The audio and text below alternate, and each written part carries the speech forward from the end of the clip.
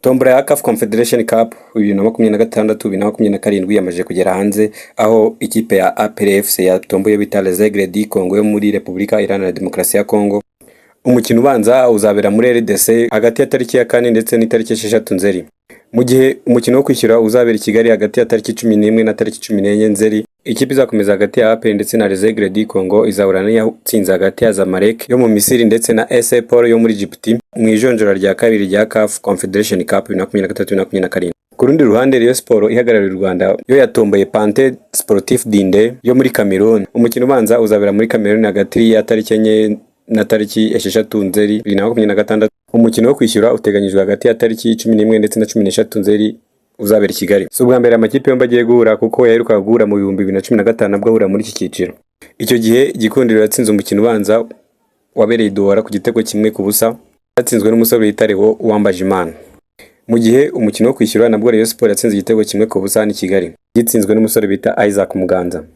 Ikipe izakomeza hagati ya Rayon Sport ndetse na Pante Sportif Dinde izahura n'izakomeza hagati ya Tombi Ngombe yo mu birwa bya Komori ndetse na African Black Bull yo muri Mozambique.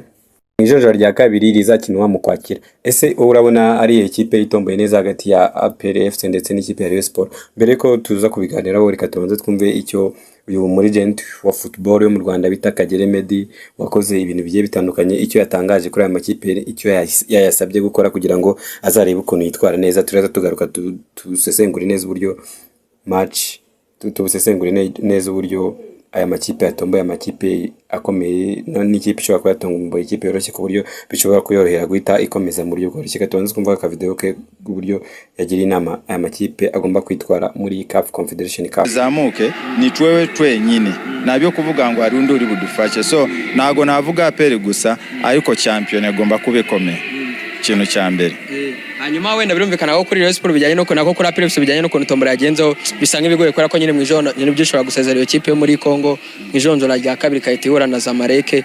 Urumva biragoye ariko Rayon Sport birashoboka cyane, wenda urahita unayijyana no kuntu urimo ranayibona ngo biragora hehe birabajegura nabo naba champion. So niba ubwo mu byumvishe Kagere Medi yavuze ko kugira ngo football yo mu Rwanda ikomere cyangwa se football yacu ikomere ari twe tugomba kubigiramo uruhare ba mbere, ariko tugomba kubigiramo uruhare ba mbere nkuko Rayon Sport yatangiye gutera intambwe ikerekana ko ari ikipe ishobora guhangana muri East African, ishobora gutsinda umukino umwe igatsindwa kabiri, igatsinda umukino wa gatatu, igatsinda umukino wa kane, bikerekana ko abafana bakomeje kwishyigikira nkuko bari kwishyigikira abayobozi bayo bakirinda ibintu by'ibirarane, bagahemba abakinnyi ku gihe ndetse bakazana abakinnyi bafite karite, atari bino byo kuzana abakinnyi ari kugira ngo babaryemo amafaranga gusa, bwo bakazana abakinnyi bafite karite kugira ngo championnat ikomere ndetse championnat igira imbaraga zitandukanye nuko yari isanzwe imeze.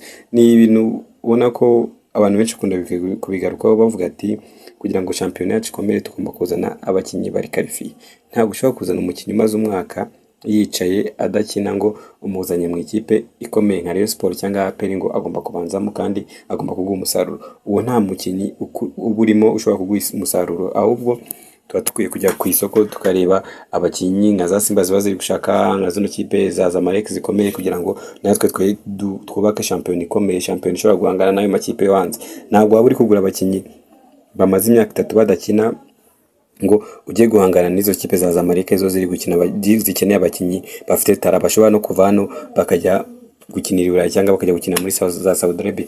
Mwaribonye umusore wacu w'umunyarwanda yagiye muri Saudi Arabia azajya yembwa miliyoni 100 ku kwezi. Ni ibintu byiza, ubundi ni bitwakakwiye gutangira kuproduce abakinnyi bahazaza bafite karite bashobora gukora nk'ibyo Casemiro yakoze. Casemiro ubu tuvugana yamaje kugira muri Saudi Arabia mu ikipe mu cyiciro cya mbere, azajya yembwa miliyoni 100 ku mwaka. Numva ni ibintu byiza byo kwishima.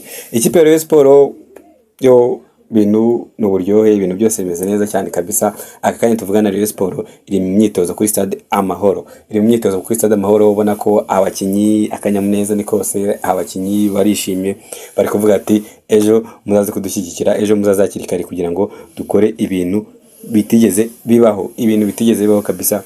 Abafana bo ibyabo bari kubikora neza, abafana kintu turi kubashinja, abafana bari gutanga support, berekanye ko kuri stade bazaba bari ko bashobora kuza stade kuko VVIP yamaje kuzura, yuzuye ejo VIP nayo yuzuye na row handi hasi naho hamaje kuzura, ndetse hejuru ho bamaje kugera kuri 50%, asigaye kandi 50%. Wowe utaragura tike uri gucikana, wowe utaragura tike kabisa, ejo ushobora kugura tike imaje kugera kuri 5,000.